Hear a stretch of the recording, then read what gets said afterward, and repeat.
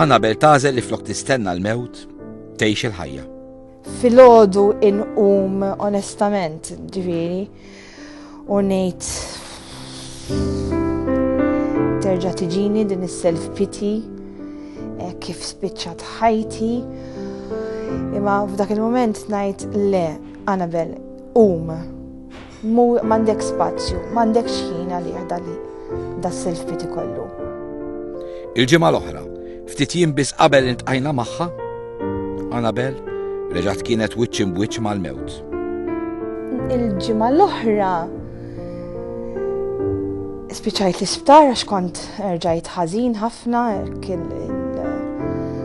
il-nifs kien ħażin, it-tabiba qalt li Annabel inti qiegħda f'sitwazzjoni vera ħażin, qalt li normalment aħna lin-nies ngħinuhom bis-CPR.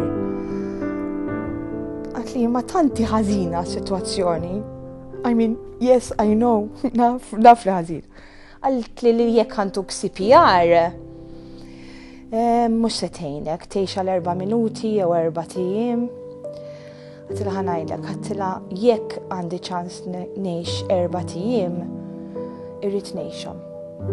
Irrid ngħixhom. Għalija il-ħajja hija sabiħa, il-ħajja hija prezzjuża, il-ħajja apprezzajt għaliex affaċċajt il-mewt, meta taffaċċa l-mewt tibda tapprezza l-ħajja. Għalt li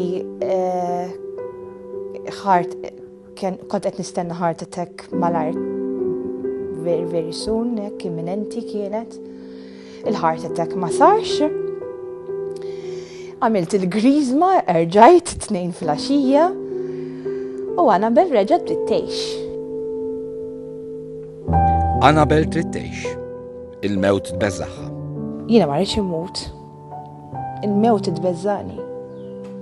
U tbeżżani mhux għaliex jiena attached ma' dar jew ma' il-mod kif nidher għax assolutament ma jimportanix. Imma attached ma' nies li nħobb ħafna. Jiena nħobb ħafna. U dik hija l-bikja tiegħi li nagħmilha kuljum, ġifieri nibkiha għax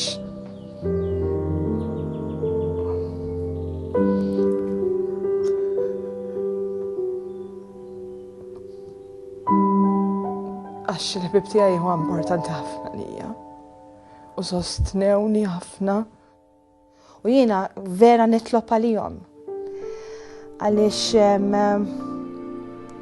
mar jisni hekk nħallihom orfni lill-ħbib tiegħi. Ma nafx jekk tifhmu, imma tant għexna mumenti sbieħ u ħbib bħal tiegħi rari jsibhom. Annabel ma trix tinfiret minn mal-ħbieb u minn mal-familja tagħha. Iżda entużjasta u ferħana li sejra fejn dak li tant ħobb fil-ġenna.